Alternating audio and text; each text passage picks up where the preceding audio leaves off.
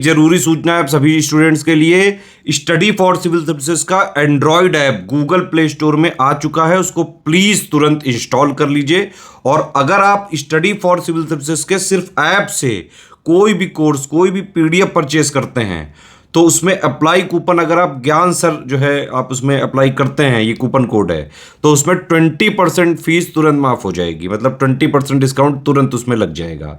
ज्ञान सर लिखना है, नॉर्मली ज्ञान सर स्मॉल लेटर में है सब कुछ, कोई स्पेस नहीं, कोई कॉलम नहीं, सिर्फ ज्ञान सर, GYANSIR। इस तरह से अगर कूपन कोड लगाते हैं आप ऐप में बाई करने से पहले, जो अप्लाई कूपन वाले में आता है, तो 20% का डिस्काउंट तुरंत मिलेगा। वीडियो देखिए। नमस्कार दोस्तों, आप सभी का स्वागत है स्टडी फॉर एग्जाम्स में। दोस्तों, हम लोग सामान्य अध्ययन के मोस्ट इम्पॉर्टेंट टॉपिक का क्योंकि रिवीजन कर रहे हैं, यह इस श्रेणी का चौथा वीडियो है। तो आइए हम लोग देखते हैं पहला टॉपिक।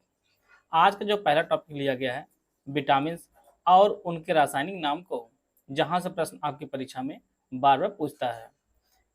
विटामिन ए का जो रासायनिक नाम आपका रेटिनॉल है, विटामिन बी1 का थायमिन है, विटामिन बी2 का जो रासायनिक नाम आपका राइबोफ्लेविन है, विटामिन बी3 का नियासिन, विटामिन बी5 का पेंटोथेनिक एसिड है। इसी प्रकार से बी6 का रासायनिक नाम पायरिडॉक्सिन है, बी7 का जो रासायनिक नाम आपका बायोटिन है, विटामिन बी9 का फॉलिक एसिड है और विटामिन बी12 का साइनोकोबालामिन है। तो सबसे ज़्यादा जो क्रिटिकल है और सबसे ज़्यादा जो परीक्षा में पूछा जाता है वह आपका विटामिन बी के जो अनेक रूप हैं, इनको आप लोग विशेष ध्यान दीजिएगा। बी1, बी3, बी5, बी6, बी7, बी9 और बी12। बाकी आपका विटामिन सी का जो रासायनिक नाम आपका एस्कॉर्बिक एसिड है, विटामिन डी का कैल्सीफेरॉल है और विटामिन ई का टोकोफेरॉल और विटामिन के का जो रासायनिक नाम आपका फिलोक्विनोन है। तो इस प्रकार जो है विटामिन और उसके रासायनिक नाम को हम लोग कवर कर लिए हैं। आइए हम लोग अगला टॉपिक देखते हैं। अगला जो टॉपिक है, जो प्राचीन काल में 16 महाजनपद थे, उनकी राजधानी कौन कौन सी थी, उनको हम लोग देखेंगे। इस कड़ी में सबसे पहला जो महाजनपद आपका मगध है और यह भारत सबसे समृद्ध राज्यों में से एक रहा है, मगध। और मगध की राजधानी पाटलिपुत्र या राजगृह थी और राजा बिंबिसार जो है यह यहीं का राजा था। और महात्मा और गौतम बुद्ध ने जो है अपने जीवन का अधिकांश समय मगध में भी बिताया था। दूसरा आपका गांधार है, इसकी राजधानी जो है वह तक्षशिला रही है और तक्षशिला जो है विश्वविद्यालय का प्रसिद्ध केंद्र भी रहा है। और अभी हाल ही में करंट में जो है इसको फिर से जो है पुनर्जीवित किया जा रहा है। तक्षशिला विश्वविद्यालय जो आपके बिहार में है। काम्बोज की राजधानी हाटक या राजापुर है। कुर्ग की राजधानी इंद्रप्रस्थ है। कोसल की जो राजधानी थी वास्तव में वह आपकी अयोध्या इसकी जो है राजधानी रही है। मल्ल की राजधानी कुशीनारा रही है। पांचाल की राजधानी जो है, उत्तरी पांचाल की राजधानी अहिछत्र थी और दक्षिणी पांचाल की राजधानी काम्पिली थी। पांचाल दो पार्टों में विभाजित था, एक उत्तर पांचाल, दूसरा आपका दक्षिणी पांचाल। मत्स्य की राजधानी विराटनगर है और ये क्षेत्र पड़ता आपकी राजस्थान क्षेत्र पड़ता है।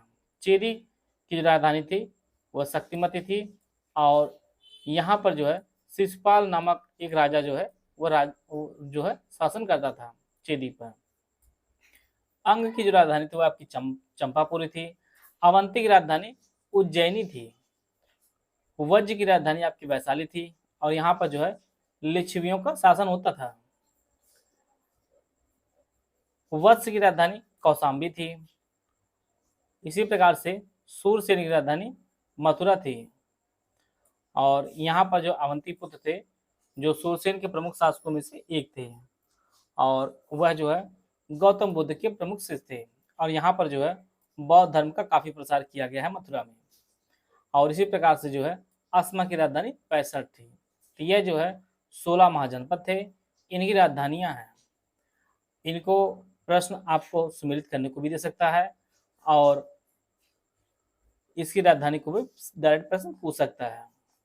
अगला जो टॉपिक हमारा है, अकबर से रिलेटेड कुछ इंपॉर्टेंट जो अकबर ने कार्य किए थे उसको हम लोग देख लेते हैं एक सरसरी निगाह से। दास प्रथा का अंत अकबर ने 1562 में किया था और 1562 में जो है अकबर हरन दल से जो है मुक्ति ले लेता है तीर्थ यात्रा पर जो कर है वह समाप्ति जो है अकबर 1563 में करता है। और सबसे इंपॉर्टेंट आपका जजिया कर की समाप्ति है, ये कई बार परीक्षा में पूछा गया है। अकबर ने जजिया कर की जो समाप्ति है वो 1564 में किया करता है।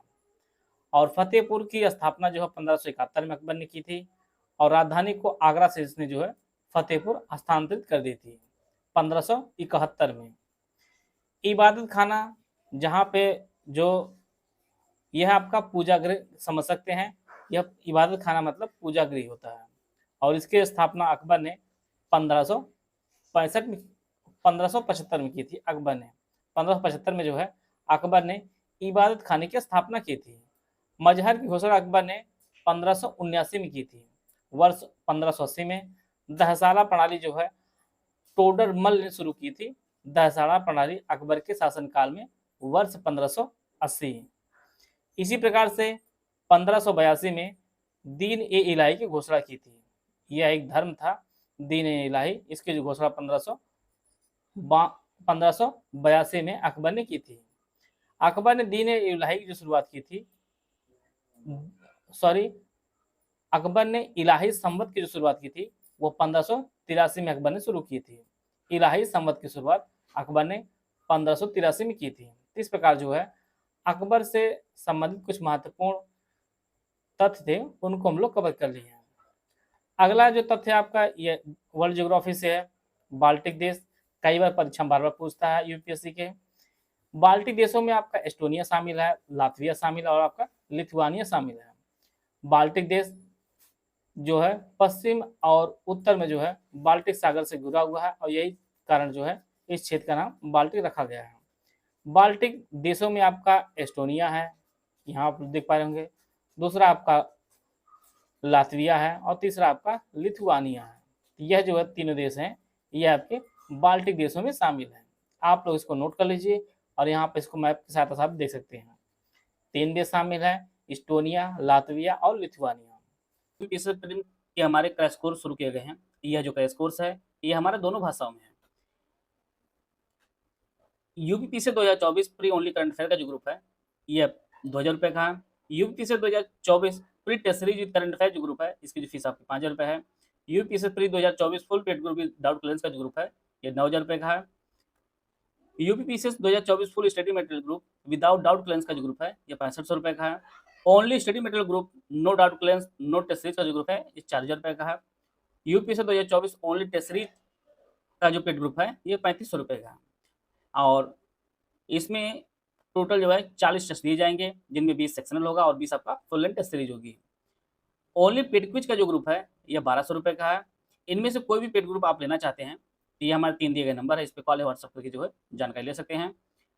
अगर आप यूपीपीसीएस प्री 2024 के लिए सिलेक्शन मटेरियल आप लेना चाहते हैं जिनमें पूरा जीएस होगा और आपका करंट अफेयर होगा, और यह टोटल जो है 844 पेज का है। इस सिलेक्शन मटेरियल जो कीमत है वो 3000 रुपये है। अगला आपका नार्डिक देश है। नार्डिक देश में आपका डेनमार्क, नॉर्वे, स्वीडन, आइसलैंड और फिनलैंड आपका शामिल है। यहाँ पर आप लोग मैप देख पा रहे होंगे।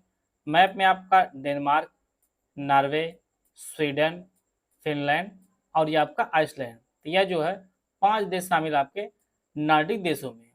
परीक्षा में सीधे यही पूछेगा कि कौन सा देश शामिल नहीं है या कौन सा देश शामिल है आपका नार्डिक देशों में। इस प्रकार जो है इसको आप लोग लिखे रहेंगे तो आपको याद होगा। एक आपका होता है स्कैंडिनेवियाई देश, इसमें आपका Norway, Sweden, Denmark, Finland, Iceland और फेरो द्वीप जो है शामिल है। उसी में आपका फेरो द्वीप यह शामिल है, ये आपका स्कैंडिनेवियाई देश हो जाते हैं। इस प्रकार जो है हम लोग कुछ इंपॉर्टेंट टॉपिक थे जो आपकी परीक्षा के लिए काफ़ी इंपॉर्टेंट है, उनको हम लोग कवर कर लिए हैं। मिलते हैं नेक्स्ट वीडियो में, तब तक जय हिंद, जय भारत।